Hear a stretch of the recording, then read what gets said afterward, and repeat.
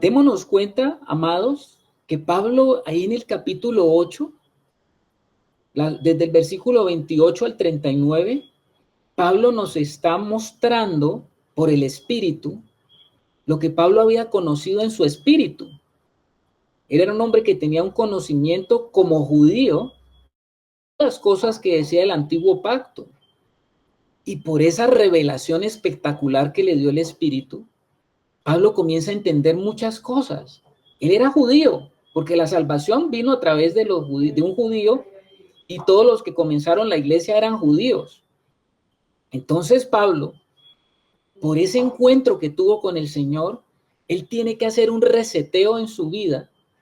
Y aquel que era Pablo, porque Pablo era un judío de la secta de los fariseos. Ustedes saben que Pablo era un hombre tenazmente religioso, un hombre que también había tenido el impacto del judaísmo en su vida. Dice que era un hombre tan celoso que él se había propuesto, y estamos hablando antes de que la Biblia lo llame Pablo, se llamaba Saulo.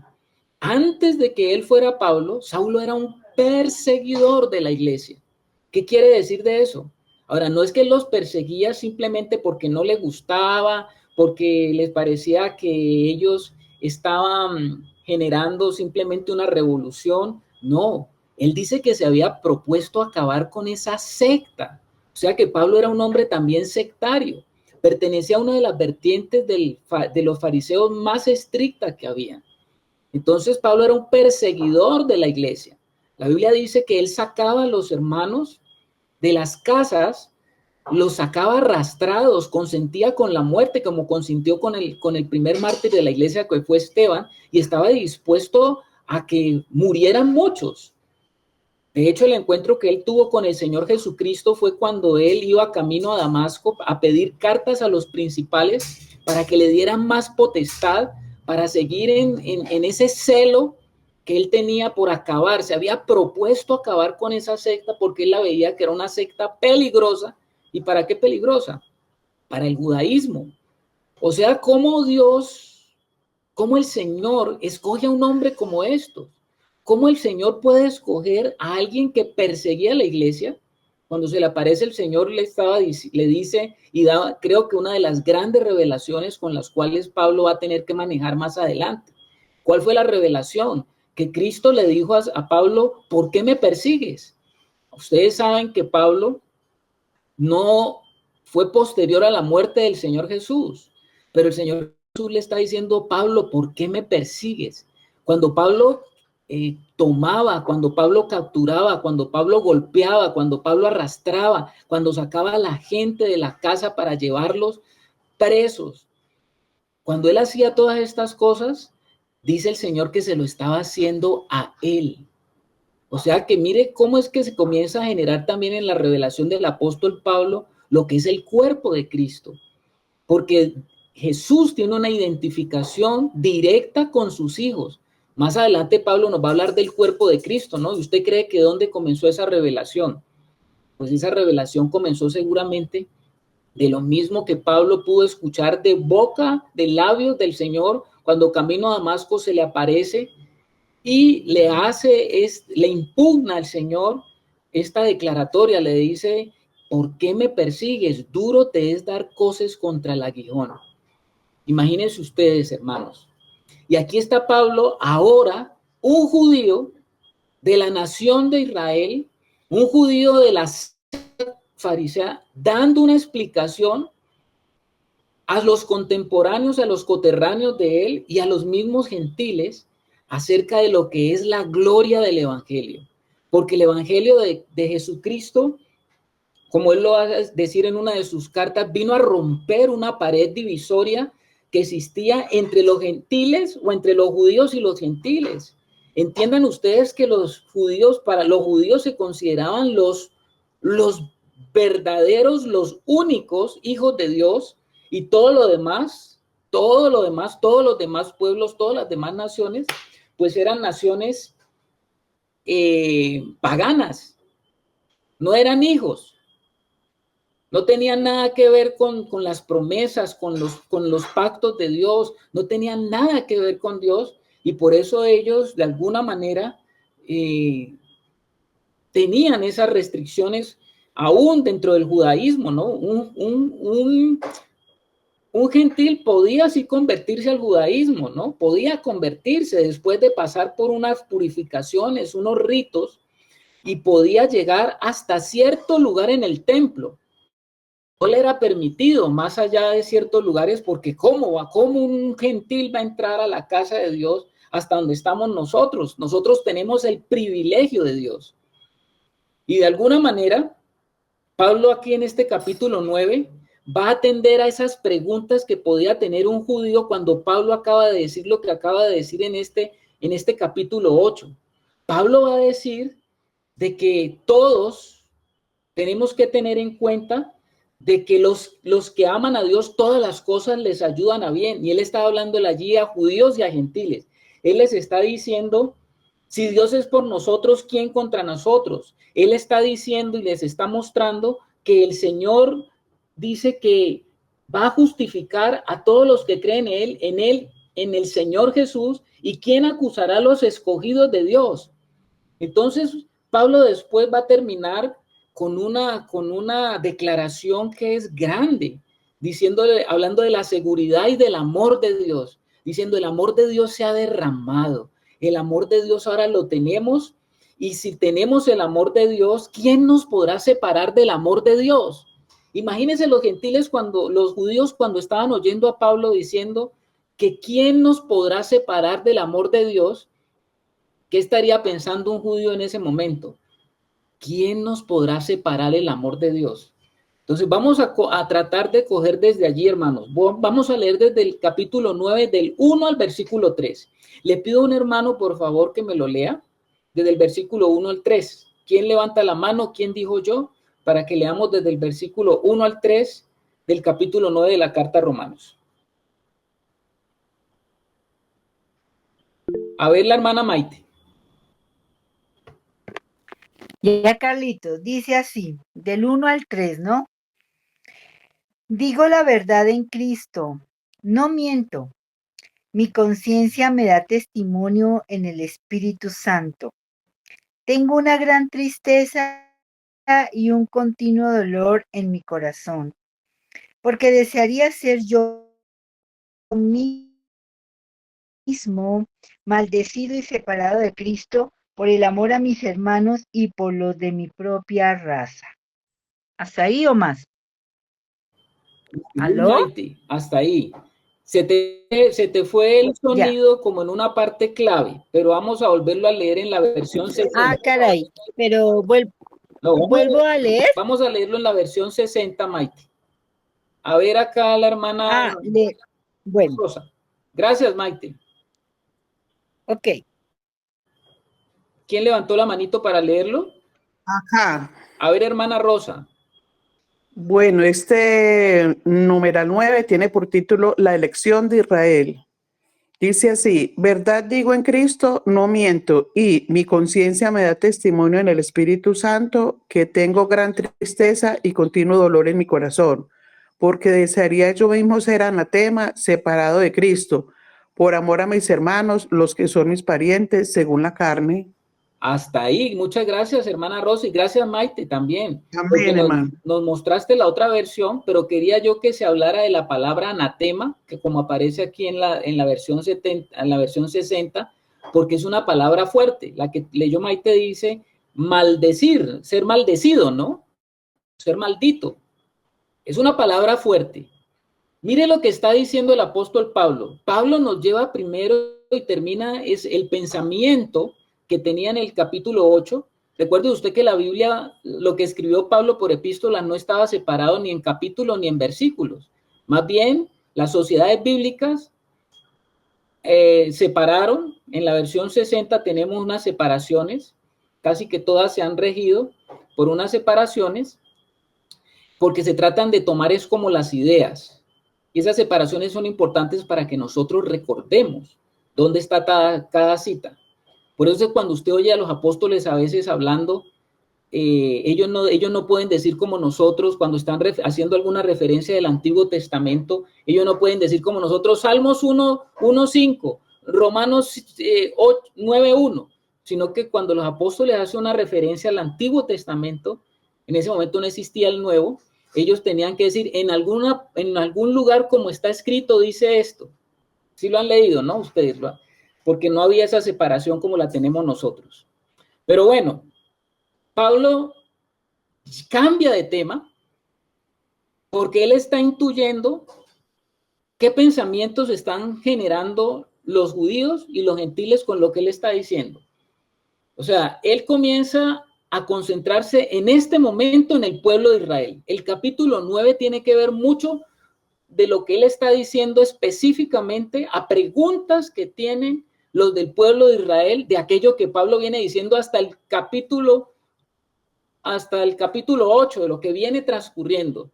Y él va a tratar de dar respuestas a inquietudes que como judíos seguramente existían, porque es que Pablo perteneció al judaísmo. Y entonces seguramente él sabe que en el corazón de un judío, así como él tuvo preguntas, seguramente iban a existir esas preguntas. Y Pablo va a acabar de terminar de argumentar que debido a la muerte y a la resurrección de Jesús, todos los que van hacia Dios a través de la fe serán amados por Dios. Así termina el versículo 38-39 del capítulo 8, ¿no? Nada en toda la creación podrá separar a cualquiera que esté en Cristo del amor de Dios. ¿Cuál sería la pregunta entonces de un judío que estaba escuchando esto? Un judío que durante toda su tradición e historia, ellos sabían que ellos eran el pueblo amado de Dios. La pregunta que podía decirse un judío sería, bueno, entonces, según lo que está diciéndonos Pablo en esta carta, ¿quiénes son los hijos amados de Dios? Dios estuvo hablándonos a nosotros como pueblo, Dios estuvo hablándonos otro como nación, pero él ahora dice que todos son amados de Dios. Todos los que son justificados son amados por Dios. A mí que Pablo me explique mejor esto. Y Pablo cambia ese tono y él insiste apasionadamente en lo que está a punto de decir. Él lo que está diciendo y lo que va a decir lo dice con mucha sinceridad, como un hombre que pertenece al pueblo judío, al pueblo de Israel. Él es un israelita.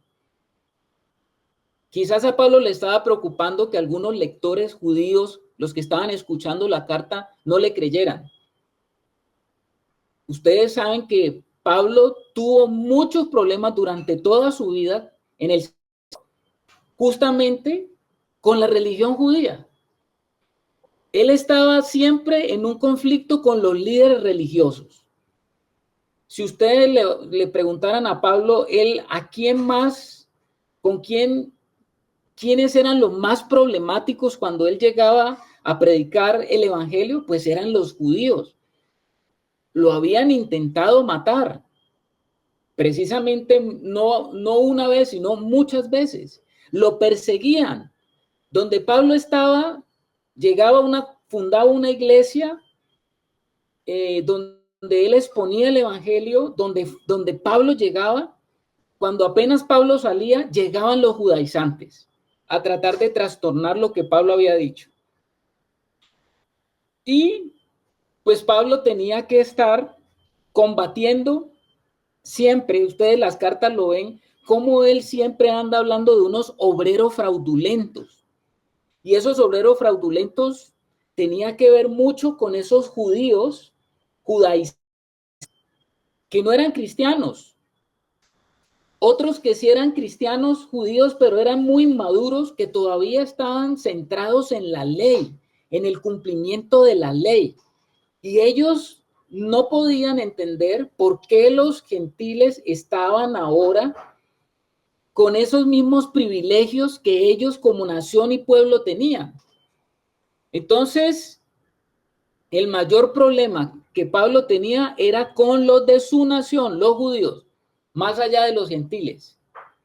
Y él muestra, en estos versículos del 1 al 3, él muestra su preocupación por la mayoría de los israelitas que no estaban en Cristo.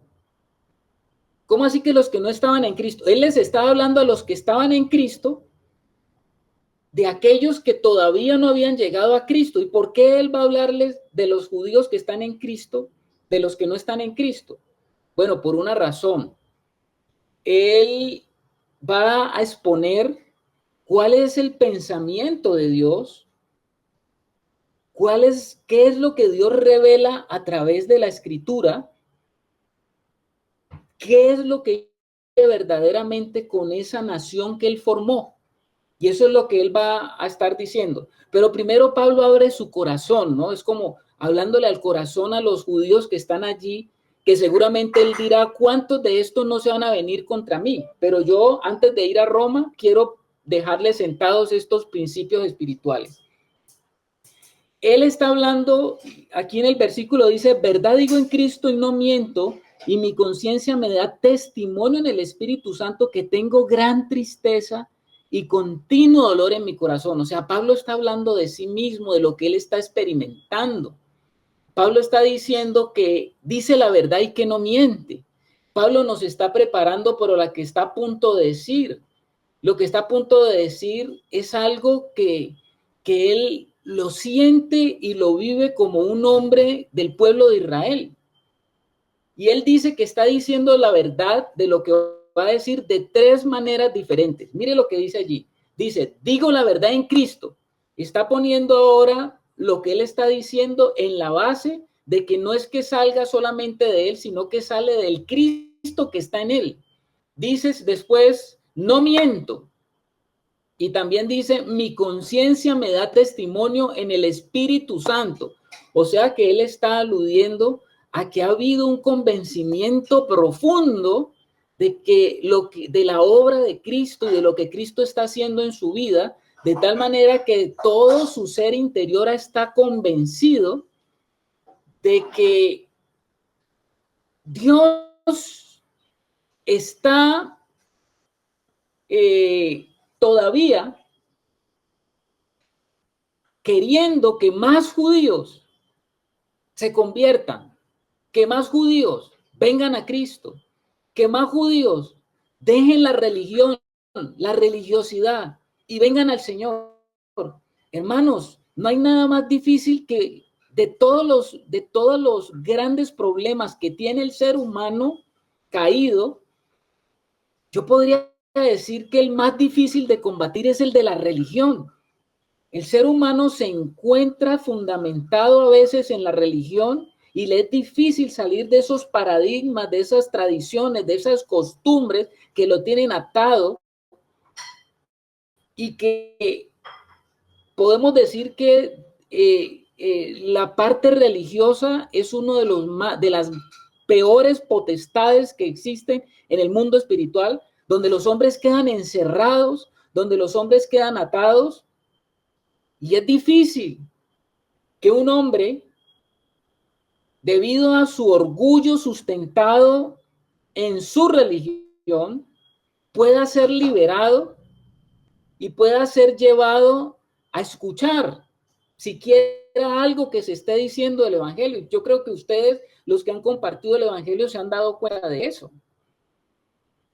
Pablo sabía que él estaba diciendo la verdad y él dice, deseo, dice, porque deseara yo mismo ser anatema. Por eso le pedí a la hermana, a la hermana Maite, que cambiáramos a la otra versión, porque la palabra anatema es una palabra fuerte. Él dice anatema. Usted sabe lo que es anatema. Maldito. Maldito, sí, señor. Pablo está diciendo algo muy fuerte. Es decir, ¿por qué lo está diciendo Pablo? Porque habían allí judíos que estaban diciendo, ¿será lo que este nos está diciendo es así? ¿Será que sí lo que Dios ha revelado es así como este hombre nos lo está diciendo? Dice Pablo, estoy aquí diciéndole la verdad, no miento, porque lo que Pablo deseaba poder hacer era que algunos de los judíos pudieran ser convertidos y llevados y creer que todo eso, que esas tradiciones que ellos venían guardando y todas esas costumbres que ellos venían llevando del judaísmo apuntaban a alguien, que todas esas costumbres tenían una razón de ser, que todas esas tradiciones tenían el día que tenía que cumplirse la realidad de lo que ellos venían practicando. Durante años los judíos estuvieron practicando y Dios los estuvo preparando en una práctica para el día que llegara la verdad y la realidad de las cosas. Los judíos, todo lo que ellos hacían con las celebraciones, con todas las fiestas, las festividades, con todo lo que ellos hacían, todas esas cosas apuntaban a Cristo. Por eso por allá en Hebreos se nos dice que ellos ministraron sombras y figuras, porque Dios estaba preparando a ese pueblo para que un día, cuando llegara la realidad, ellos dijeran, esto que practicamos, esto que nosotros estuvimos haciendo, ahora se cumplieron aquí, con esta persona. Y Dios venía haciendo ejercicios de preparación para que estas pueblas en este pueblo, en su conciencia, ellos pudieran un día reconocer la realidad. Eso seguramente para otras naciones no era posible porque las otras naciones no tuvieron esa relación con Dios, pero para los que estaban en el pueblo de Dios, en el pueblo de Israel, en el cumplimiento de todas las cosas que Dios pedía, Dios no pedía el judaísmo, Dios pedía el cumplimiento de sus cosas y el cumplimiento de sus cosas se convirtió la religión judaica. Pero todas esas cosas apuntaban a una persona. Y cuando Pablo dice que él amaba a ese pueblo, dice, porque deseara yo mismo ser anatema separado de Cristo por amor a mis hermanos, los que son mis parientes según la carne. Él habla de una identificación. Oiga, no se preocupen, que yo sé que ustedes tienen muchas preguntas que hacer, pero esas preguntas tienen respuestas. No se me atortolen, no se me confundan, porque yo quiero decirles que Dios tiene una respuesta para todas las cosas que Él instituyó. No es que Dios nos ha dejado, no es que Dios ha abandonado. Más bien, lo que Dios está haciendo es llevar a cumplimiento total de lo que era la sombra. Dejamos las sombras y entramos a las realidades. Por eso es que el Señor Jesús dijo, yo soy la verdad. Cuando Él dijo, yo soy la verdad, la palabra verdad es la misma palabra que la palabra realidad en griego. O sea, cuando el Señor Jesús dijo, yo soy la verdad, lo que Él estaba diciendo es, mire, todo lo que nos muestra ese pacto antiguo, todo lo que Dios deseaba, todo lo que Dios necesitaba que nosotros supiéramos a través de figuras, a través de tipos, a través de sombras, ahora conmigo se ha cumplido la realidad. Yo soy la verdad de todas esas cosas que ustedes estuvieron practicando durante más de 1500 años. Y el amor y la preocupación que Pablo tenía por Israel estaba mucho más allá de cualquier tipo de amor humano. Cuando él dice, yo quisiera bajar hasta el mismísimo infierno, si es que eso hace que se salven mis parientes, lo que Pablo deseaba poder hacer era lo mismo que Cristo hizo en la realidad. Esto se parece mucho, yo no sé si ustedes han leído la historia de Moisés en Éxodo 32, del 31 al 33. ¿Se acuerdan de esa historia? A ver, los estudiosos de la Escritura, ¿se acuerdan de la historia de Moisés?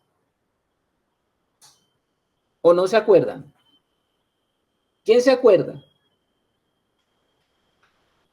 Lo que Pablo está diciendo aquí es muy parecido a lo que dijo Moisés, ¿no?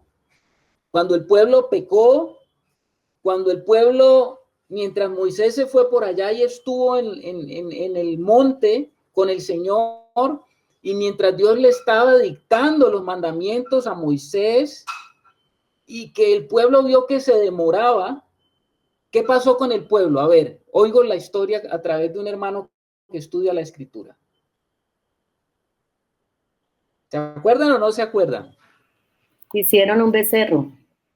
Ah, hicieron un becerro. Muy bien, hermana Flor. ¿Y qué pasó? Pues lo adoraron y ya querían montar a Aarón, ¿era? Y a la esposa para ¿Ya? que volvieran para Egipto. Por acá mi papá me dice, sí, yo lo había leído ya. Acá me está ayudando. Estoy con pregunta de la familia. Ya, muy. Hicieron un becerro. Comenzaron a adorar el becerro. Porque Moisés se demoraba mucho. Quizás había muerto. Entonces hagámonos un Dios y veamos, porque este Dios es el que vamos ahora a seguir, porque necesitamos un Dios, de todas maneras. Cuando bajó Moisés del monte, dice que Moisés se encolerizó, santo, una cólera santa. ¿Y qué hizo Moisés? ¿Qué hizo Moisés, hermanos? Rompió las tablas de la ley. Exactamente. Rompió las tablas de la ley. Y entonces Moisés, Dios le mandó a que hiciera una separación del pueblo. Hubo una consagración del pueblo. Dice que los que se consagraron fueron los levitas. Levitas. Los levitas, ¿se acuerda de la historia, hermanos? Y finalmente usted sabe que el Señor estaba también en furia santa y Moisés tuvo que interceder también por el pueblo, ¿no? Dice que Moisés dijo algo parecido. Dijo que quería que el Señor perdonara al pueblo y que si era posible, si no era posible, que si aún le era posible al Señor raerlo a él del libro de la vida, pero que perdonara a ese pueblo. Yo no sé si se acuerdan de la historia. ¿Ya se acordaron? Dedito arriba. ¿Ya se Sí, acordaron? hermano. Sí, hermano. Bueno, amados hermanos. Pablo está mostrando ese mismo corazón que había en Moisés y el mismo corazón que había en el Señor Jesús, diciendo, yo quisiera, porque deseara yo mismo ser anatema separado de Cristo por amor a mis hermanos, los que son mis parientes según la carne. Y ahora vamos al versículo 4. Versículo 4, dice Pablo, que son israelitas, de los cuales son la adopción, la gloria, el pacto, la promulgación de la ley, el culto y las promesas. Mire que Pablo comienza a enumerar allí muchas de las cosas prometidas que Dios les había dado a los israelitas.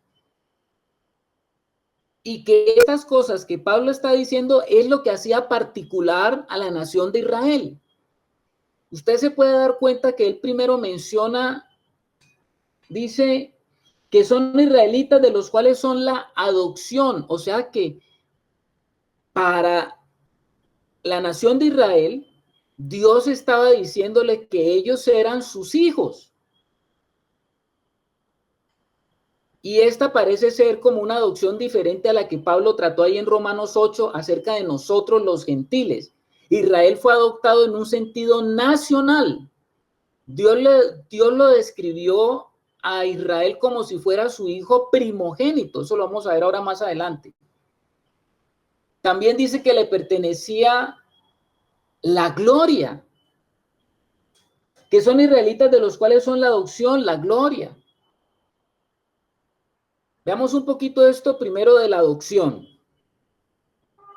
Israel había recibido todo lo necesario para ser ese pueblo especial donde Dios les había entregado todo. Dios le había entregado todo a su pueblo, tal como se hacía, hermanos, ustedes recuerdan, con los primogénitos en toda la época patriarcal. Ustedes saben que el hijo varón, el primogénito, era importante porque se creía que representaba la cima de la fuerza y la vitalidad del hombre. El hijo varón, el primero, era muy importante en esa época patrística.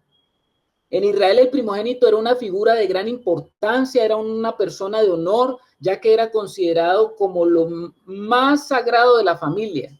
Esa persona que era el primogénito recibía el doble de la herencia de su padre. esa persona era tratada con gran respeto y honor. Esa persona tenía el privilegio de la primogenitura en la familia. Esa persona era la bendición especial del padre a su hijo mayor. Y para lo que revela el Señor a su pueblo, la nación de Israel era el primogénito de Dios. Mire Éxodo 4:22. Léame Éxodo 4:22, hermano. ¿Estamos? Vamos a leer Éxodo 4:22.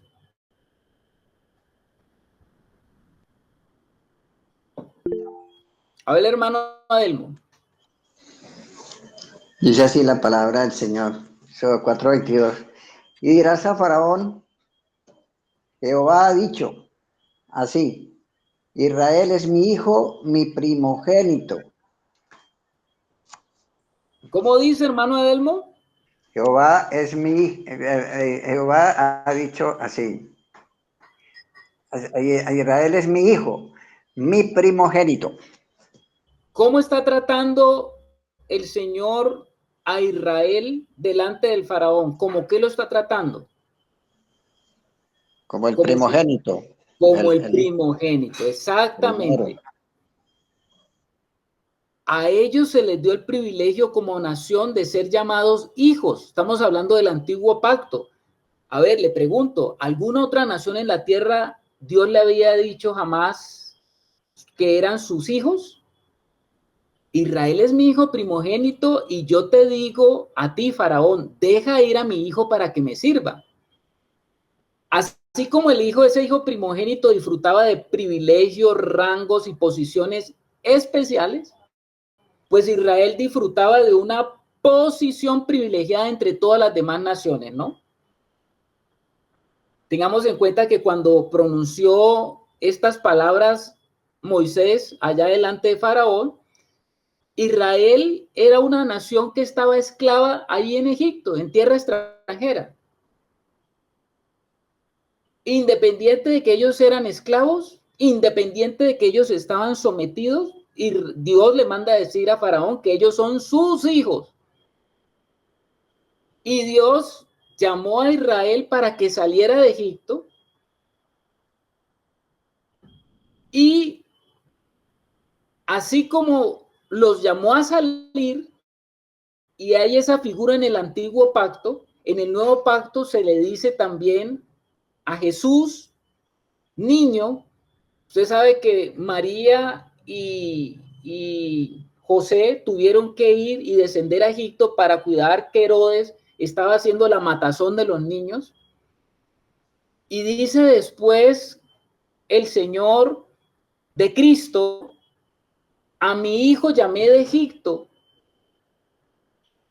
Y eso es lo que hizo el Señor con Jesús y es lo que hizo con Israel. Entonces nosotros vemos ahí varias cosas que el Señor está mostrando, hermanos. A Israel también dice que le pertenece primero la adopción como hijo primogénito, la gloria. Y esa gloria nos habla de esa manifestación visible de la presencia de Dios que ellos tuvieron. Y esa gloria era majestuosa. Ese Dios mostró su gloria o esa manifestación porque descendió para morar entre los hombres. Ustedes saben que Dios nunca dio a conocer su presencia de una manera singular a ninguna otra nación como lo hizo con Israel. Y Dios, mostrando esa relación que tenía con esa nación, nos comenzó a enseñar de que Él se revela como un Dios cercano. A pesar que es el Dios de toda la gloria, es el Dios que decide descender y asentarse en medio del pueblo y quiere tener comunión con ellos. Y Dios quiere darse a conocer y que lo hacen aquellos que creen en Él. La Escritura dice que Dios es galardonador de los que le buscan. Aquí estamos entrando nosotros en los dos, viendo el pacto antiguo y el nuevo pacto de qué es lo que Dios está mostrando. Y dice Pablo aquí que a Israel le pertenecía el pacto. A Israel pertenecía el gran pacto. Todo el antiguo pacto estaba centrado en algo que Dios había hecho con esta nación, porque este pacto tenía una serie de pactos que respaldaban ese gran pacto. Ustedes recuerden que había el pacto que hizo Dios con Abraham, que se llama como el pacto abrámico, el pacto mosaico, el pacto que hizo con David, davídico, el pacto que hizo con Salomón, el pacto salomónico. Sabemos que Dios es un Dios de pacto, pero Él es quien decide los pactos. No es el hombre el que pone las condiciones del pacto, ni no es el hombre, como hoy en día se quiere dar a creer en muchas congregaciones con muchos pensamientos neopentecostales, que usted es el que obliga a Dios y usted es el que pone el pacto y que Dios tiene que cumplir el pacto al cual usted lo quiere involucrar. No es así. Dios es el que establece las condiciones del pacto y Él es el que llama al pacto. Eso no lo podemos perder de vista. No crea que usted como ser humano puede meter a Dios en su escasa manera de pensar.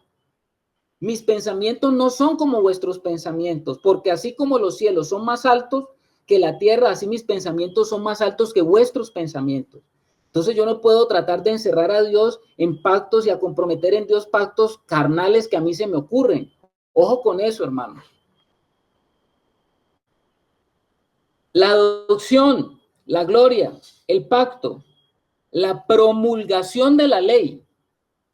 Bueno, a Israel pertenecía lo que era la promulgación de la ley. Y esto no se aplicaba a ninguna otra nación. Usted sabe que los mandamientos no le fueron dados a las grandes potencias, ¿no? Ni a los egipcios, ni a los medos persas, ni a los romanos. Israel tuvo el privilegio de conocer la asombrosa santidad de Dios, tal como se revela en su santa ley. Por allá el Deuteronomio 4:8 dice, ¿qué nación grande hay que tenga estatutos y juicios justos como es toda esta ley? Eso lo dice en Deuteronomio 4:8.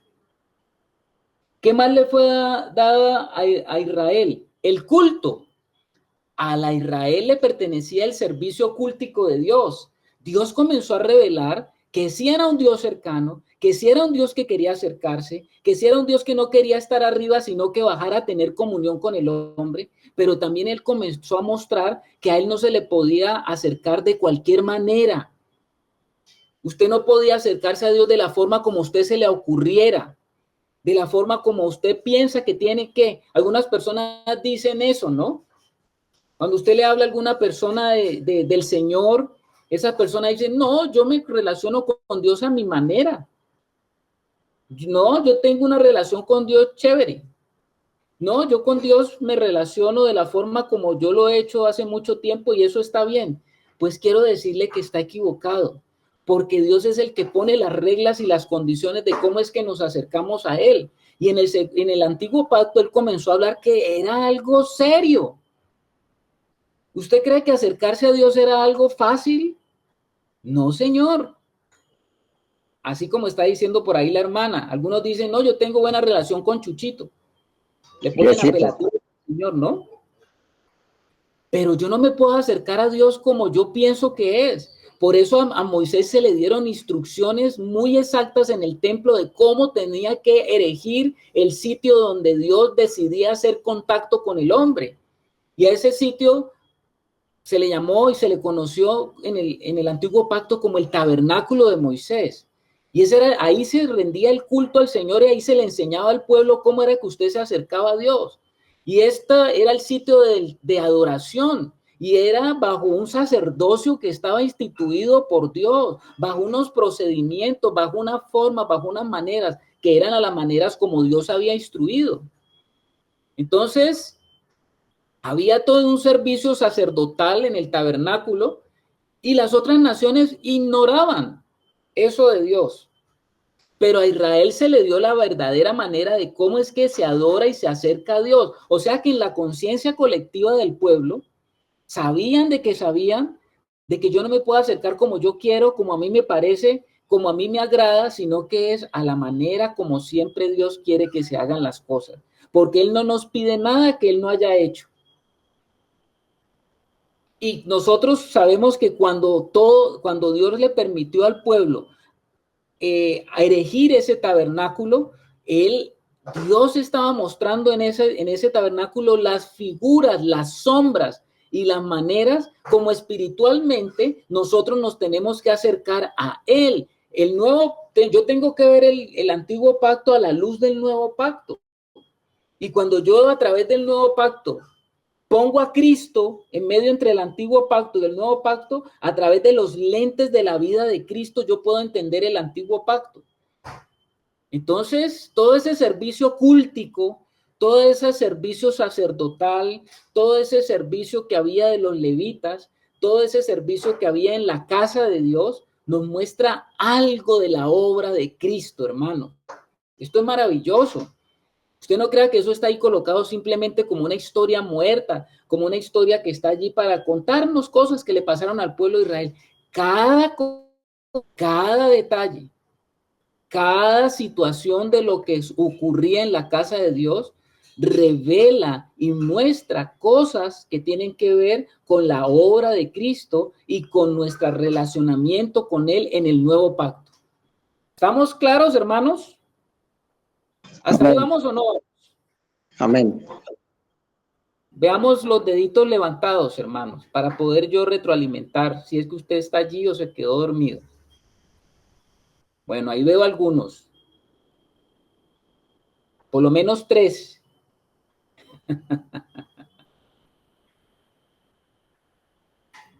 También dice Pablo, a Israel se le dio el culto y las promesas. A Israel le pertenecían las promesas. ¿Cuáles eran las grandes declaraciones de Dios en el antiguo pacto? Yo quiero. Piense en todo lo que Dios dijo que haría a favor de su pueblo en el antiguo pacto. ¿Se acuerda expresiones por allá de Isaías 41 cuando el Señor dice, mas tú, Israel, siervo mío eres, Jacob, a quien yo escogí, descendencia de Abraham, mi amigo? No temas porque yo estoy contigo, no desmayes porque yo soy tu Dios que te esfuerzo, siempre te ayudaré, siempre te sustentaré con la diestra de mi justicia. Qué grandes, preciosas promesas, hermanos, a la nación de Israel. Y estas promesas no solamente iban para Israel, sino que Israel tenía que comenzar a dispensar esas promesas al mundo entero. ¿Cómo? A través del Mesías venidero en que estaba la esperanza de toda la nación. Hermanos. Hay una manera como él se refiere a su pueblo en el Antiguo Testamento que es hermosísima, ¿no? Y nosotros que sabemos lo que representa algo o alguien en el corazón, pues podemos entenderlo. Él dice que si su pueblo hacía su voluntad y siempre estaba pues en ese temor del Señor, dice que serían su especial tesoro, dice el Señor. O sea, el valor tan especial que él le da a su pueblo. Así es, hermano. Desde el comienzo le dice eso a su pueblo, ¿no? Desde que antes de que ellos llegaran, cuando llegaran apenas al Sinaí, ya el Señor les estaba diciendo que ellos es especial tesoro. ¿Cómo trata el Señor a ese pueblo, no? Y Pablo está aquí aludiendo a todo eso que el Señor le había enseñado al pueblo, allá en el antiguo pacto. Él estaba hablando en Romanos a gente de su pueblo y él decía, hermanos, yo quisiera mismo ser anatema por mi pueblo, con tal de que algunos llegaran a Cristo, porque a Israel le fueron dadas todas estas cosas. A Israel le fueron dadas las promesas, la adopción, el pacto, la ley, las promesas. Vamos al versículo 5, El versículo 5 dice, de quienes son los patriarcas y de los cuales según la carne vino Cristo. Cuando Pablo dijo Cristo, él se estaba refiriendo al ungido, porque le estaba hablando a los israelitas, a los judíos. Él no dijo Jesús, sino que él dijo Cristo. ¿Por qué? Porque todos los judíos, de acuerdo a lo que habían entendido de la revelación de los profetas, ellos estaban esperando el evento, la promesa más apoteósica que tenía Dios para su pueblo, era la venida del Mesías. O sea, el Mesías, la palabra Mesías es la misma palabra Cristo, que es la misma palabra ungido. Ungido, Cristo y Mesías es lo mismo. O sea que el pueblo estaba esperando ese evento, porque sabían que cuando ese evento ocurriera, Israel iba a ser cabeza de las naciones. Israel iba a ser el pueblo de Dios que seguiría administrando las cosas para todas las naciones, Israel iba a ser un pueblo otra vez como en tiempos de Salomón. Esa era como la expectativa que ellos tenían. Cuando Pablo está diciendo esto a los romanos, ¿dónde estaban los judíos en ese momento cuando estaba hablando él? ¿Dónde estaban? ¿A quién fue dirigida la carta?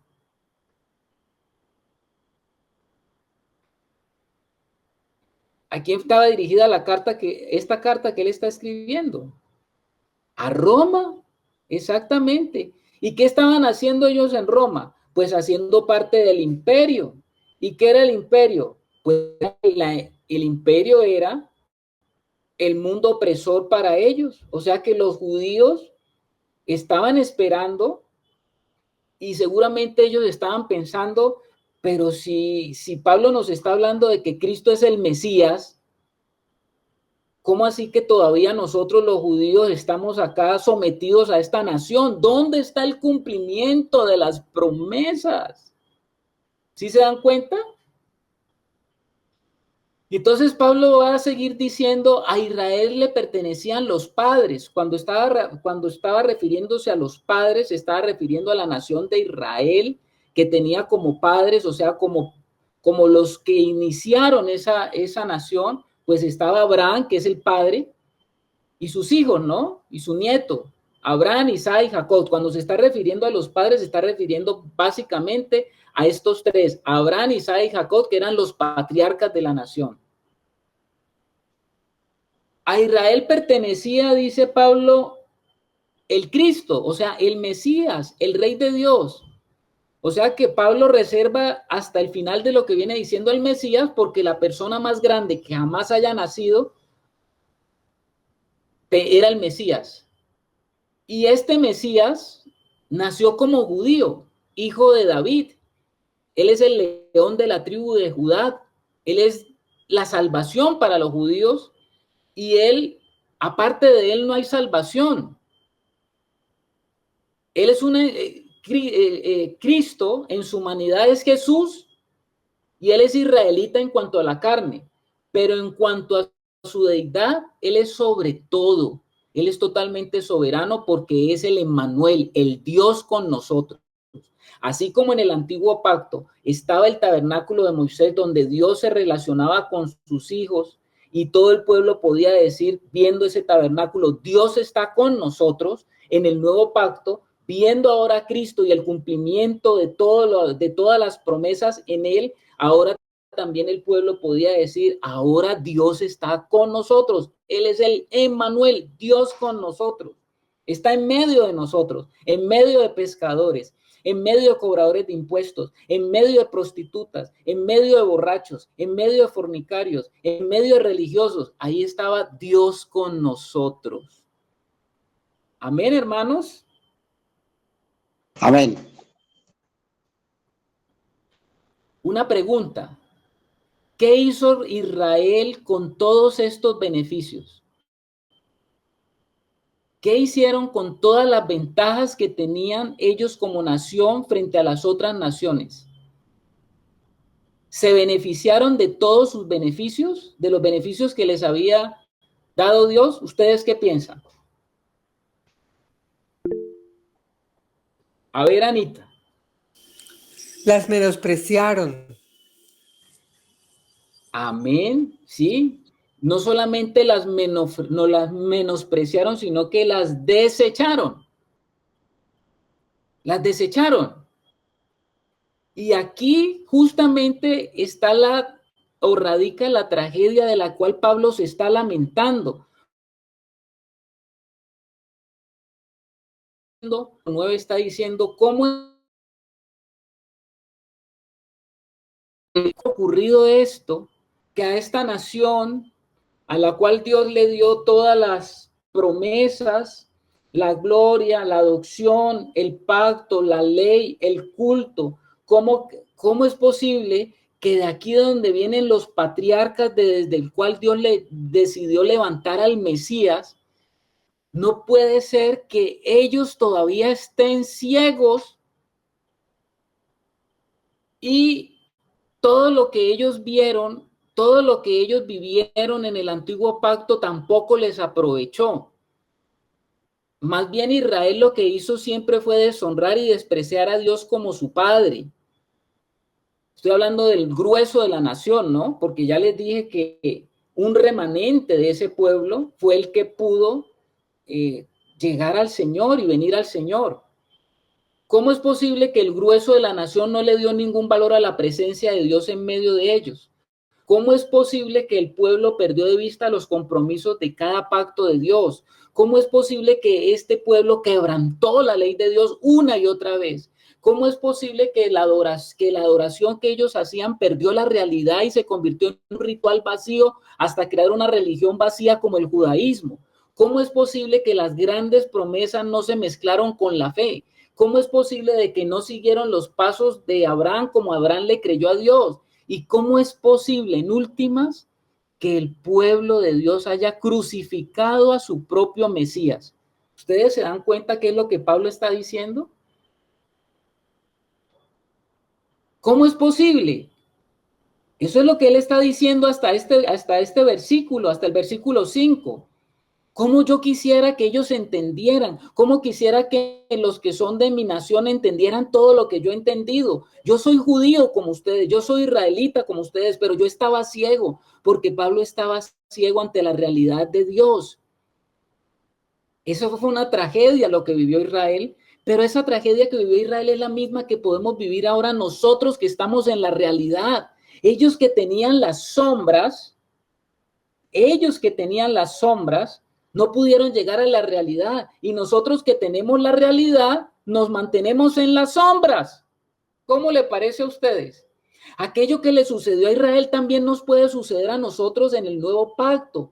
Teniéndolo todo y teniendo todo lo que Dios ya desea, vivimos como no teniéndola. Esa es nuestra tragedia como iglesia de Dios en el nuevo pacto, hermanos. Esa es nuestra tragedia. Porque teniéndolo todo ya, teniendo ya la realidad, ahora nosotros nos podemos estar perdiendo de lo que Dios verdaderamente quiere que vivamos y experimentemos. Y se cumple lo que decía el profeta Oseas: este pueblo perece por falta de conocimiento. Mi pueblo perece, hermanos, perecemos, quedamos postrados ante todo lo que Dios quiere manifestar y revelarnos. Andamos enredados en las sombras. Muchos han vuelto a las sombras del judaísmo. Muchos andan enredados con otras cosas. Muchos están siendo movidos por doctrinas. Muchos están movidos por enseñanzas que enredan al pueblo de Dios y los sacan de la realidad espiritual a la cual estamos llamados los hijos de Dios a vivir. ¿Estamos, hermanos? Amén. Amén, hermano. ¿Cuánto necesitamos que nuestros ojos sean abiertos? ¿Por qué hizo Jesús tantos milagros a ciegos? ¿Por qué Jesús hizo milagros a sordos? Porque tienen oídos y no oyen, tienen ojos y no ven. ¿Y cuánto como pueblo de Dios estamos pereciendo porque tenemos un corazón cargado de pesadez? Como iglesia tenemos que arrepentirnos, hermanos. Tenemos que decirle: Señor, perdónanos, porque habiendo ya tenido y teniendo la realidad dentro de nosotros, porque la realidad es Cristo Jesús dentro de nuestro espíritu. Si tú recibiste a Jesús, Jesús está dentro de tu espíritu, y nosotros todavía seguimos dando vueltas y no podemos, como dice la hermana Flor, debiendo ser ya maestros, es necesario que se vuelvan a explicar los mismos rudimentos que debiendo ser un pueblo ya basado, sustentado, nutrido, perfeccionado en la obra de Cristo. Necesitamos, hermanos, exactamente, avanzar hacia algo más, hermanos. Llegamos aquí al punto culmen del capítulo 9, que es el versículo del 6. Este capítulo, vamos a leer del 6 al 9. Voy a decirles por qué el versículo 6 es como la clave de todo lo que está queriendo decir Pablo aquí en el capítulo 9. Que alguien me lea, por favor, desde el versículo 6 al versículo 9. A ver, hermana Rosa. Gloria a Dios. Dice así el 6 al 9, dice el 6, no que la palabra de Dios haya fallado, porque no todos los que descienden de Israel son israelitas, ni por ser descendientes de Abraham son todos hijos, sino en Isaac te será llamada descendencia. Esto es, no los que son hijos según la carne son los hijos de Dios, sino que los que son hijos según la promesa son contados como descendientes. Porque la palabra de la promesa es esta: por este tiempo vendré y Sara tendrá un hijo. Gracias, hermana Rosa.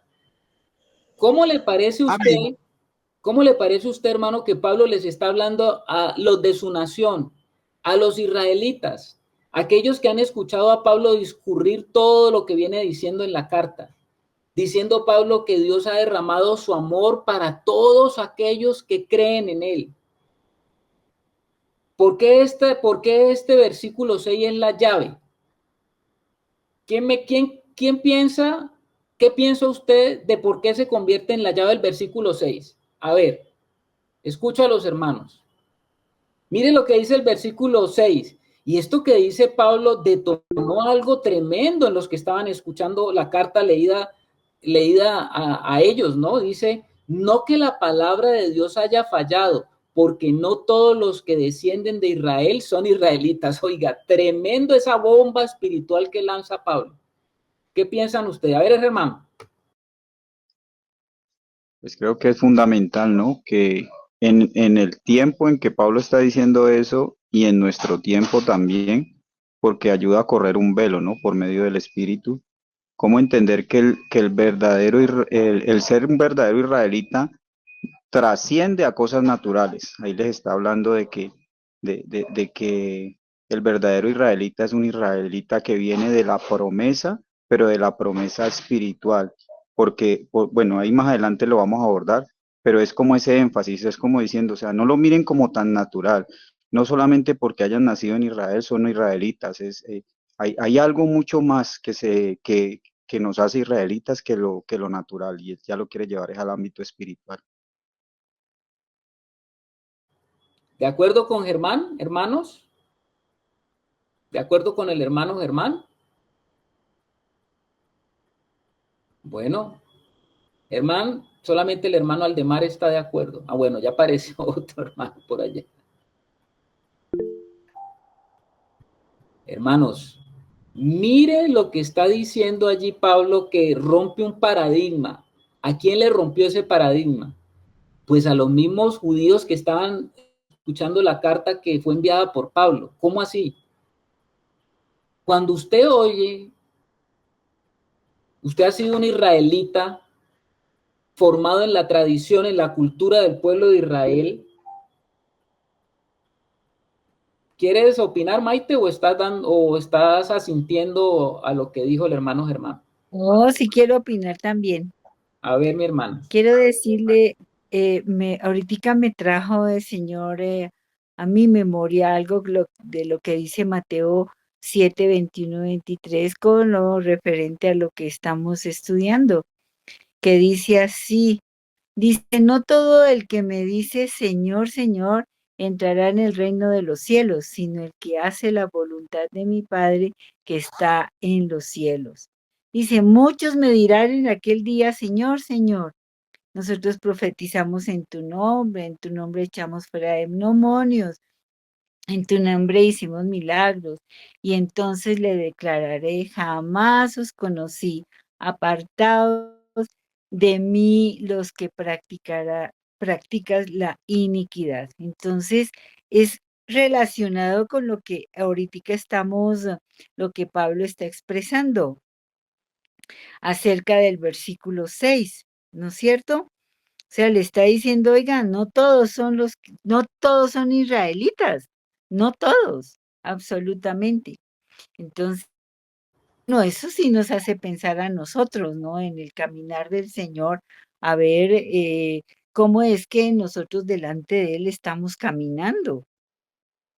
¿no? Si a través de lo que estamos aprendiendo en el Señor o a través de lo que simplemente oímos, ¿no? Entonces sí hay que tomar en cuenta eso muy, muy detenidamente en nuestra vida. Eso quería compartir, gracias. Gracias, Maite. Estás haciendo una aplicación a la realidad nuestra hoy. Muy bien. Javier Sepúlveda, hermano. Hermano Carlos, pues yo lo que entiendo ahí es que los judíos se preguntaban, pues que él dice que las promesas eran para los judíos y como Pablo les estaba diciendo que tenerlas para los gentiles, Pablo lo que está confirmando es que al ser promesa para los gentiles, Dios no falló en su promesa, Dios no falló, sino que lo que él decía es que no solamente los israelitas, por ser descendientes de israelitas, eran las promesas, sino también quería decirle que a los gentiles, sin ser israelitas, ellos tenían derecho a las promesas. Gracias, hermano Javier. Sí, señor, por ahí vamos. La hermana Rosa Tobar. Yo creo, hermano, que en el 4 él está diciendo cómo era el diseño real del verdadero israelita, las promesas y todo lo que ellos habían visto, pero al pasar del tiempo, cuando aquí les está hablando, ellos estaban, digo yo, estaban totalmente contaminados y se habían, ¿cómo le digo yo? No tenían ni siquiera las raíces de lo que era un verdadero israelita, sino que estaban contaminados de creencias, de cosas, se habían aceptado ya otros cultos y otras, digamos, otros dioses y otras, vuelvo y digo, y otras creencias. Entonces, estaban totalmente desubicados. Es lo que alcanzo yo a captar acá, así leyendo. Muy bien, hermana Rosa. Por ahí vamos. Vamos a ver. Anita. Sí, Carlito, buenas noches, hermanos. Dios no tiene en cuenta la filiación natural, sino la filiación espiritual. ¿A quiénes llama Dios hijos? ¿A quiénes llama de su familia?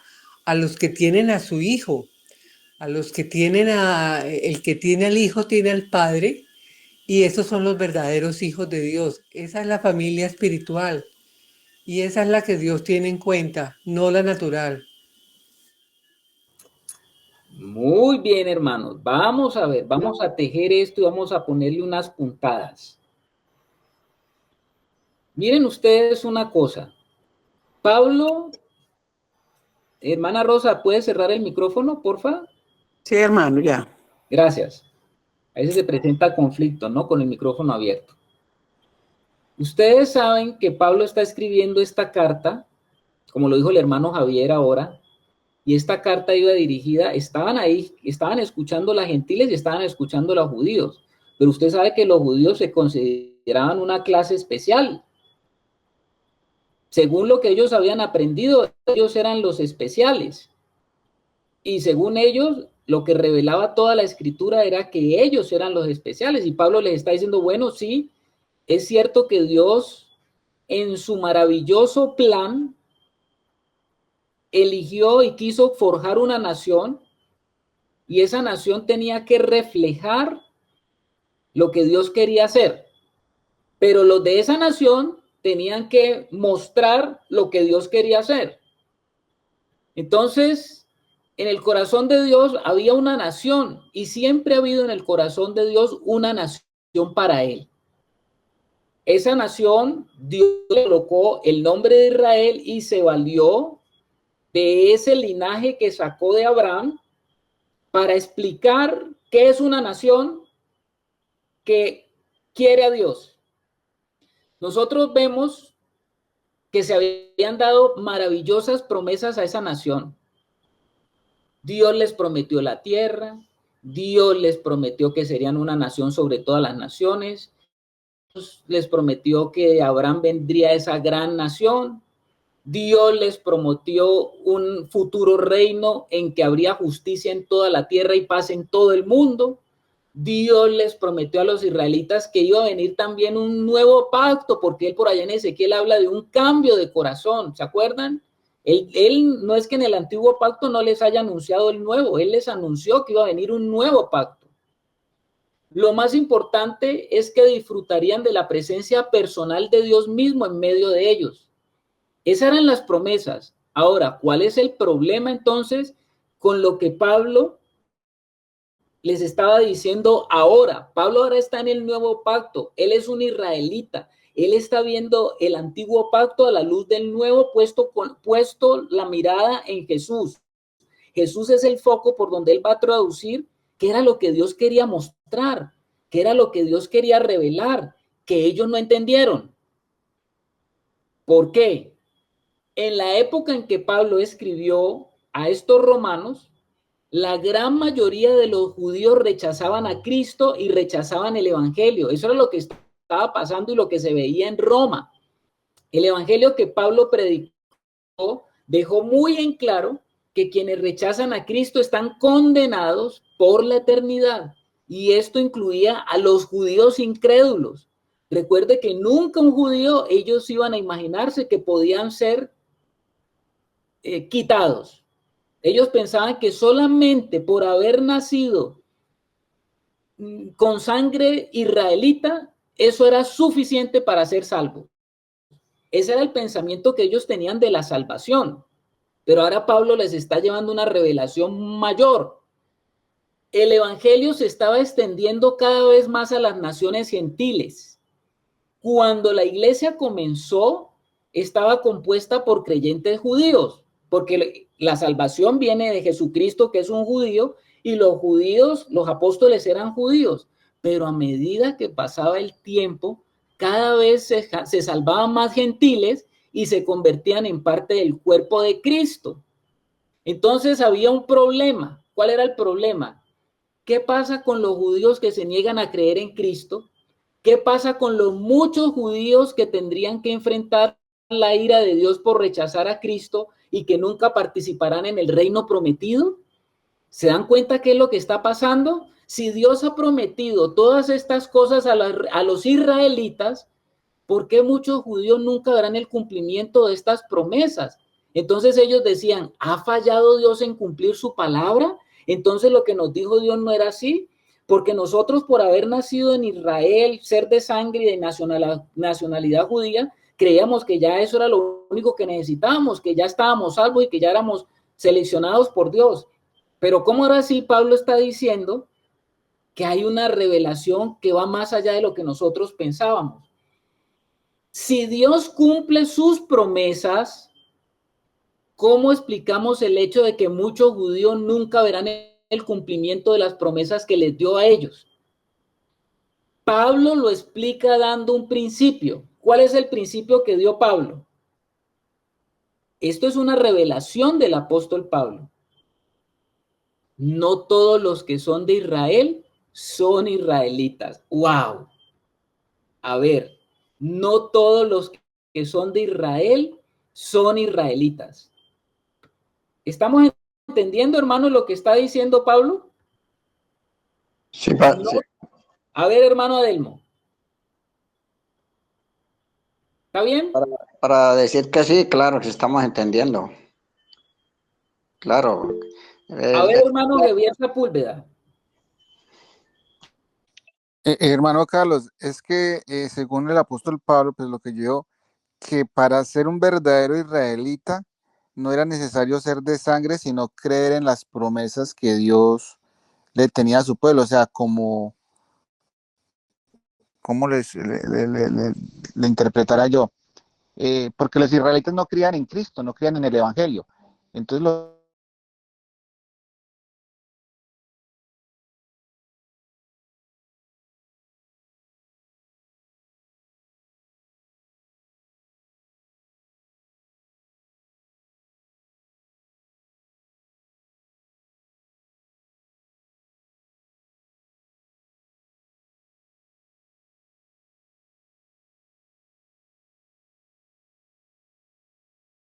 el ser israelita tenga peso o no tenga peso en lo natural, porque ahí ¿qué entiendo yo? Que le está diciendo, miren, como israelitas tenemos la primera opción, porque somos el pueblo elegido de Dios por gracia, porque la salvación vino a través de un judío también, pero la decisión es de ellos. Tienen la primera opción, pero ellos tienen que tomar la decisión porque ya se les está revelando el camino y ellos tienen que tomar la decisión. Bueno, Fíjese lo que está diciendo el apóstol Pablo. Dios sí tenía en su corazón un pueblo al cual Dios lo llama Israel. Y él, en su soberanía, permitió que se levantara una nación, la cual se llamaba Israel, la cual tenía que representar lo que Dios quería, pero definitivamente ese pueblo y esa nación que se levantó, no todos los que estaban allí querían lo que Dios quería, a pesar de ser de sangre israelita. Entonces Pablo está dando una gran revelación y está diciendo, Dios no ha cambiado en su corazón, Dios no ha fallado en sus promesas, las promesas del Israel de Dios, pero ¿cuál es el Israel de Dios? Él no está diciendo el Israel de la tierra, el Israel terrenal. Pablo está diciendo el Israel de Dios, el Israel que está en el corazón de Dios no ha cambiado, es el mismo. ¿Sí estamos? No todos los que son descendientes de ese pueblo terrenal llamado Israel son israelitas. El hecho de que hayas salido de Israel, es decir, que seas descendiente de los patriarcas, no te convierte en un verdadero israelita según el pensamiento de Dios. El hecho de que seas judío no te convierte en un verdadero judío. El hecho de que seas judío exteriormente no te convierte en un judío interiormente. Recuérdate que Pablo decía, por allá ya les había dado unas pinceladas en Romanos 2, cuando les hablaba sobre la circuncisión, diciéndole que el verdadero judío era aquel que estaba circuncidado en el corazón, que esa es la circuncisión que Dios valoraba como la real, no la sombra, sino la real. El hecho de que haya sido circuncidado exteriormente no significa que haya sido circuncidado en el corazón, porque Dios es un Dios que apunta a lo espiritual, apunta a lo celestial, y las sombras terrenales solamente nos hablan de las realidades espirituales, hermanos. Y eso es lo que Pablo está hablando. Hemos estado equivocados porque pensamos que las sombras eran la realidad. Y estamos pensando que nosotros, que el verdadero Israel de Dios es la nación de Israel, pero el verdadero Israel de Dios son todos aquellos que están entrando en lo que Dios quiere, aquellos que verdaderamente toman la promesa de Dios. No sé si te está quedando claro, hermano. No los que son hijos según la carne son los hijos de Dios, sino los que son hijos según la promesa son contados como descendientes. ¿Qué es lo que está diciendo Pablo? Los israelitas, como etnia, ellos decían, nosotros somos los hijos de Dios, las otras naciones son los paganos, no tienen nada que ver con Dios, nosotros somos los hijos. Pero ahora Pablo le está diciendo, ojo, que aunque usted sea israelita y haber nacido en el pueblo de Israel, si usted no entra en la promesa de Dios, no es catalogado como hijo. Y esto era duro. Por eso es que a Pablo lo sacaban corriendo, por eso es que a Pablo le tiraron, casi lo matan, lo apedrearon. Por eso es que algunos decían que Pablo estaba acabando y estaba trastornando la religión judía, que quería acabar con el pueblo, que quería acabar con la nación. A Pablo lo acusan de todas esas cosas. ¿Sí se está dando cuenta de lo que está diciendo Pablo, hermano? Javier Sepúlveda. Hermano, es que los israelitas creían o ellos creen que por ser israelitas tienen el derecho de entrar directo a la promesa de Dios, o sea, como si el pecado no estuviera en ellos, es lo que yo puedo denotar. Correcto, mi hermano. Correcto. Por eso es que Pablo por allá en Romanos comienza diciendo, por cuanto todos pecaron y están destituidos de la gloria de Dios. Y ahí están incluyendo a gentiles y poniendo a los judíos en el mismo nivel que los gentiles, porque ellos son tan pecadores como cualquier gentil. Y el Israel que Dios está armando desde la eternidad es un Israel que es según el corazón de Dios. No según divisiones geográficas, no según linajes simplemente, no según linajes. Aunque a ellos les fueron entregadas esas promesas como nación donde nacería según la carne el Mesías, no todo el Israel por nacer en la nación de Israel era salvo. Yo no sé si está claro, hermanos, o no sé si nos perdimos. No los que son hijos según la carne son los hijos de Dios, sino son los que son los hijos según la promesa, son contados como descendientes. Y esta es la razón por la cual la palabra de Dios no ha fallado. Este es el motivo porque Dios no es infiel, porque las promesas son para los hijos de Dios según la promesa y no para todos los descendientes de Abraham. No para todos los descendientes, es para el que quiere tomar la promesa. Y eso estaba también en el antiguo pacto. ¿Cuál es el soporte que utiliza Pablo del Antiguo Testamento? ¿Qué nos brinda Pablo del Antiguo Testamento para lo que él está diciendo? Mire lo que él dice en el versículo 7. Ni por ser descendientes de Abraham son todos hijos, sino en Isaac te será llamada descendencia. ¿Qué es lo que está diciendo Pablo, hermano? ¿Qué es lo que Pablo está diciendo? Él toma un ejemplo del antiguo pacto. ¿Cuál es el ejemplo que toma Pablo del antiguo pacto? La historia de Abraham con los dos hijos. ¿Cuáles eran los dos hijos que tuvo primero Abraham? ¿Cuáles eran esos dos hijos? Por ahí levantó el hermano Ángel Ewe la mano. Cuénteme, Ángel, hermano. Buenas noches, hermanos. Lo que ahí está diciendo es que no todos los hijos de Abraham son según la promesa. Recordemos que Abraham tuvo su primogénito, se llamaba Ismael. El hijo de la promesa se llama Isaac. Y después de Isaac, Abraham tuvo en Cetura muchos otros hijos.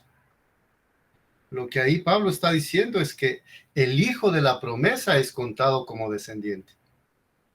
¿Y cuál es el hijo de la promesa? Pues Isaac, porque viene de una matriz casi que ya no funcionaba y Abraham creyó que a través de ese hijo él iba a ser padre de naciones, que es lo que significa el nombre Abraham.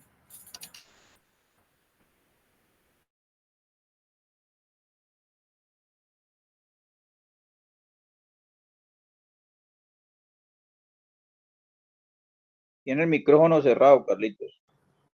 Sí, señor Ángel Aigües, usted tiene toda la razón, hermano querido. Abraham tuvo primero a Ismael. Ese es hijo legítimo de Abraham, de su ADN, pero ese no era el hijo de la promesa. Y Abraham tuvo a Isaac, que era el de la promesa, y después Abraham tuvo otros hijos con esta mujer que se llamaba Cetura. Muchos, creo que 12, si no estoy mal.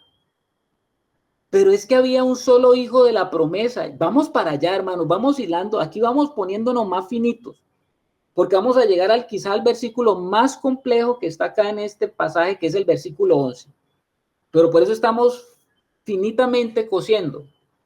Primero, para llevarnos allá, Pablo tiene que demostrarle al pueblo lo que él está diciendo, demostrarle a los israelitas lo que acaban de oír, porque que una israelita llegara a oír lo que está diciendo Pablo, que no era de Israel, no es el verdadero Israel de Dios el que nació en Israel, y que no es un hijo de Dios, sino los que vienen de la promesa, aunque de Isaac, a través de Isaac volvieron muchos, esto era como raro. Quiero decirles que para los que no eran cristianos, pues esto era una ofensa, como dice la hermana Flor, pero para los que ya eran cristianos, pues era algo confuso, decir, ¿cómo así? ¿Qué es lo que está diciendo Pablo? Entonces, lo primero que dice Pablo es de que Abraham tuvo un hijo que se llamaba Ismael, pero ese no era el que Dios había escogido para la promesa. Dice, ¿por qué no había sido escogido por la promesa? Ya les voy a decir. Ángel tocó un asunto muy importante. Este hijo de la promesa venía en una condición diferente al que no era de la promesa. O sea, el que era de la promesa venía de una condición de imposibilidad, lo decía la hermana Flor, de imposibilidad. No era posible. No era posible que de una matriz estéril, de una mujer octogenaria, pudiera venir según la normalidad, la naturalidad de lo que es la concepción Esto era imposible. Dios no escogió al otro hijo porque ahí no había habido la provisión de Dios, el milagro de Dios, lo que Dios quería mostrar, lo que Dios quería enseñar, lo que Dios quería dejarnos claro, y lo que está diciendo la hermana Elizabeth tiene toda la razón, porque para que ese hijo naciera se necesitaba fe. Se necesitaba fe, no una estrategia humana. Ya Dios estaba mostrando la gracia que es por la fe. Hermano, esto es maravilloso porque nos está mostrando entonces el poder del nuevo pacto, porque el poder del nuevo pacto está centrado en la fe, porque tanto Abraham era un hombre mayor, tanto Sara era una mujer mayor, o sea, por los dos lados, por el lado paterno y por el lado materno, había imposibilidad de forjar un nuevo ser. Este no va a ser el heredero de la promesa. Ismael no era el heredero de la promesa, porque en Isaac te será llamada descendencia. Lo que Pablo quiere que veamos es el que ser un hijo de Abraham, quiere que veamos es que el ser un hijo de Abraham no es lo que hace a Ismael el heredero, ni los hijos de Cetura, ni siquiera porque Ismael era el mayor. Acuérdense que estuvimos hablando que el mayor era el que recibía toda la herencia. Él era el mayor. Exactamente, el mayor era el que recibía doble porción de la herencia que todos los otros hijos. El mayor era el que era reconocido, era adulado, era puesto en alto. El mayor era el engendrado con privilegios. Pero lo que está diciendo aquí la palabra, y Pablo está revelando, es que no era porque fuera el mayor. Mire que Pablo en el versículo 9 dice, de cierto volveré a ti y según el tiempo de la vida, aquí que Sara, tu mujer tendrá un hijo. Ahí está la promesa de Dios. De esto tenemos que tenerlo como suma importancia porque Dios le ha prometido a Abraham bendecir a todas las naciones de la tierra a través de él y de la descendencia de ese hijo que es prometido. Ustedes saben que cuando Dios le hace esa promesa a Abraham, Abraham en ese momento no tenía hijos y la esterilidad de Sara y todo lo que ya hemos hablado. ¿Qué fue lo que tuvo que hacer Abraham desde el inicio que tuvo su relación con Dios? Así como Sara tuvo que confiar en la promesa, así Abraham también tuvo que confiar en la promesa, porque cuando Dios le prometió, ellos ya que estaban pensando en tener ningún hijo. Pero Abraham quiso que la promesa viniera por su propio esfuerzo y que se cumpliera por su propio esfuerzo, y utilizó a Agar, la sirvienta de Sara, a quien la tomó como concubina, y de ahí salió Ismael. Según Abraham, él estaba ayudándole a Dios en el cumplimiento de su promesa, pero Ismael fue un hijo de la carne, y según lo que está diciendo Pablo, y la posición que tiene Ismael como primogénito, se debió al pecado de Abraham al querer justificarse con obras muertas. Porque él obró, pero lo que produjo Abraham no era lo que quería Dios, y todo lo que producimos nosotros que no viene de Dios es una obra muerta. A eso es lo que le llama la Biblia obras muertas, las que no nacen de Dios en nuestra vida. ¿Cómo le parece a usted? Oh, hermanos, creo que ya estamos llegando a tocar el punto clave. Hermanos, ¿cómo les parece que nos cogió ya la noche? Por lo tanto, vamos a tener que dejar ahí, pero no nos perdamos de lo que estamos. Por favor, no pierda la tinta, no pierda el enfoque. Nos ha llegado la noche porque ya son las 9 de la noche. Creo que hemos llegado a un punto importante, súper importante. No pierda el hilo, sí señor, gracias Flor, no pierda el hilo, porque vamos a llegar al pasaje 11, que es tremendamente conflictivo. Pero mire cómo hemos ido yendo a lo que el apóstol en lo que el apóstol está colocando la revelación al servicio de los israelitas. Cuando estamos en lo más interesante, dice el hermano Javier, cómo Pablo está manejando por el Espíritu este conflicto que tenían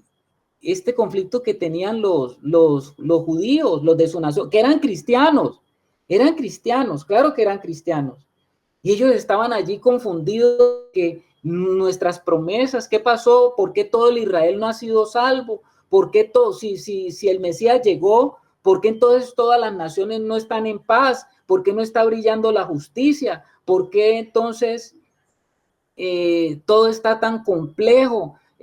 Nosotros los judíos cada vez somos menos los que nos convertimos, y más bien los gentiles son los que están aumentando. O sea que ya las promesas, ¿qué pasó con el Israel de Dios? ¿Cambió Dios sus promesas?